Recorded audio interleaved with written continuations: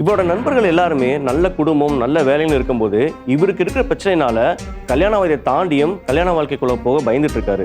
ஒரு ஸ்டேஜ்ல எல்லாராலும் நிராகரிக்கப்பட்டு கடும் மன உளைச்சலுக்கு ஆளாயிருக்காரு. நீங்க உங்க அம்மா அப்பா கிட்ட எல்லாம் இதை சொல்லியிருக்கீங்களா? ஷேர் பண்ணியிருக்கீங்களா? இல்லை, அதிகமாக ஷேர் பண்ணது இல்லை அவங்கள்ட்ட.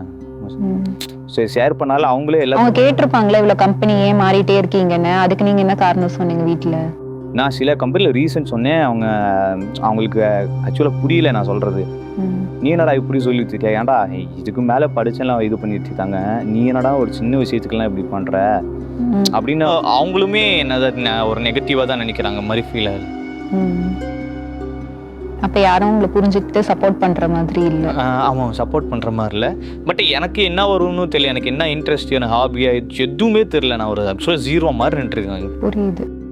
சின்ன வயசுல உங்களுக்கு என்ன ஆகணும்னு இன்ட்ரெஸ்ட் இருந்தது? இல்லை, அதான் ஒவ்வொரு ஸ்டேஜில் ஒவ்வொரு மாதிரி தோணல, எல்லாரும் சம்பாஷன் மாதிரி அந்த மாதிரி தான். உங்க சின்ன வயசுல உங்களுக்கு நிறைய ஃப்ரெண்ட்ஸ் இருந்தாங்களா? நீங்க எங்க இருந்தீங்க சின்ன வயசுல? எப்படி இருந்தது? ஃப்ரெண்ட்ஸ் சரௌண்டிங் எனக்கு அதிகமாக தான் இருந்தேன் சின்ன வயசுலேயே வந்து.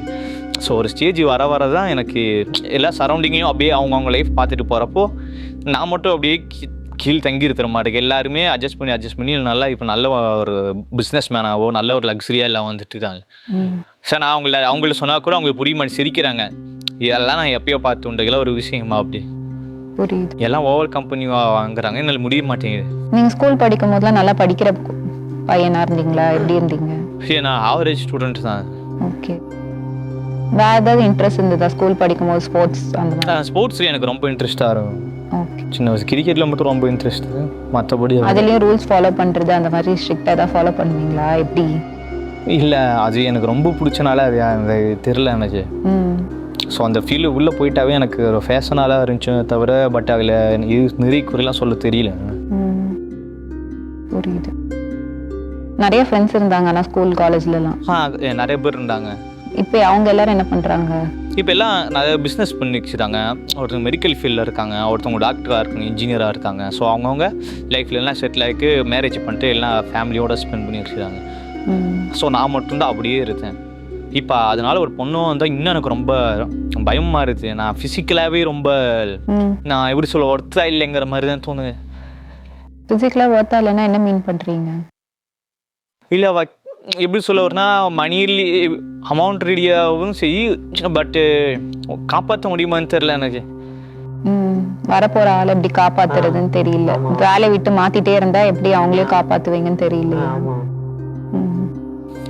அவங்க யாரானாலும் புரிஞ்சு இப்படி ஒருத்த பர்சன் கூட எப்படி யாருமே மூவ் பண்ண தோணும், யாருக்குமே மூவ் பண்ண பிடிக்காது தானே. அதுதான் எனக்கு ப்ராப்ளமாக இருக்குது. இப்போ அதனால நான் மேரேஜ் வேணான்னு சொன்னோன்னே இப்போ ஓவரால் எல்லாருமே எகென்ஸ்டாக நிற்கிறாங்க எனக்கு. அதனால வீட்லேயும் பேசுறதில்ல, ஃப்ரெண்ட்ஸ் அரௌண்ட் எல்லாமே பேசல, ஒரு தனிமையாகவே வந்துட்டு. புரியுது. நீங்கள் சொன்னால் எதுவுமே கேட்க மாட்டீங்க அப்படின்னு நினச்சிட்டாங்க. அந்த மாதிரி பண்ணிட்டாங்க, முடிவு பண்ணிட்டாங்க. இவனுக்கு சொல்கிற டைம் பேசி இவனோட இது ரூல்ஸையும் இது பண்ண மாட்டான், நம்ம சொல்கிறதையும் கேட்க மாட்டான் லைஃப்பில். இவன் எது தோணுதோ அதை பண்ணுவான், ஆனால் அது உருப்படாது அப்படிங்கிற மாதிரி உருப்படாத ஒரு லிஸ்ட்டில் வச்சுட்டாங்க. புரியுது. இப்போ நான் என்ன சொல்லுவேன், என்ன இப்போ சம்டைம்ஸ் சில பேர் கூட சரி வந்தீங்கன்னா இறந்துடலாமா, போய் சேர்ந்துடலாமா, அது மாதிரி கூட எனக்கு தோண கூட மாட்டேங்க. எனக்கு எதுக்கு சொல்லுவாங்களே, எதுக்கு பிறந்திருக்கோம், எது வாழ்கிறோம், அந்த மாதிரி தான் வாழ்ந்துட்டு இருக்கேன் நான். எதுலையுமே ஒரு சந்தோஷமே இல்லாத மாதிரி. ஆமாம், எதுலேயுமே ஒரு சந்தோஷமே இல்லை. ஃபார் டே 24 hours எப்படி போகணும், அது பாட்டுக்கு அந்த மாதிரி தான் வாழ்ந்துட்டு. புரியுது. யாருக்குமே பிரயோஜனம் இல்லை. நான் அட்லீஸ்ட் நமக்காவது பிரயோஜனம் இருக்கும், அதுக்கும் இல்லை.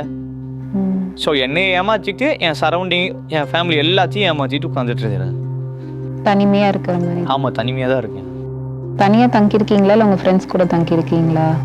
நான் தனியாக தான் தங்கியிருக்கேன். நான் தனியாக ரூமில் இருக்கீங்க? தனிமையாக தான் இருக்கேன் நான். ஏன்னா அப்படியே மிங்கில் ஆனால் கொஞ்சம் அதாவது சண்டை வந்துடுது. ஸோ நான் ஏதாவது ஒரு பிடிக்க மாட்டேன் நம்ம பேசுறது. அவங்களுக்கு வேலை இல்லை, காசு இல்லை, அதை தாண்டி என்ன விஷயம் உங்களுக்கும் செட் ஆக மாட்டேங்குது உங்கள் ஃப்ரெண்ட்ஸ் கூட? அது எனக்கு என்னன்னு தெரில. உங்களுக்கே தெரியல? எனக்கே தெரில. இல்லை, நீங்கள் ஒன்று சொன்னீங்களா, அவங்கக்கிட்டையுமே ஒரு நாள் ஒன்று சொல்வீங்க, இன்னொரு நாள் ஒன்று சொல்வீங்கன்னு அவங்க சொல்கிறாங்கன்னா அந்த மாதிரி ஏதாவது சொல்கிறீங்களா நீங்கள்? அந்த மாதிரி நான் எதுவுமே சொல்கிறது இல்லை. அவங்க சொல்கிறது நம்ம கரெக்டாக கேட்டுகிட்டே இருக்கணும் போல் அப்படின்னு நினைக்கிறாங்கன்னு நினைக்கிறேன் அவங்க. ஸோ அந்த இடத்துலையும் உங்களோட சஜஷன் கொடுக்கும்போது பிரச்சனையாக வரும். ஆமாம், நான் ஒரு சஜஷன் கொடுத்தாவே எனக்கு ரெஸ்பான்ஸே பண்ண மாட்டேங்கிறாங்க. ஒரு செலிமர் எல்லாமே ஒரு அவாய்ட் பண்ணுற மாதிரியே ஃபீல் ஆகுது.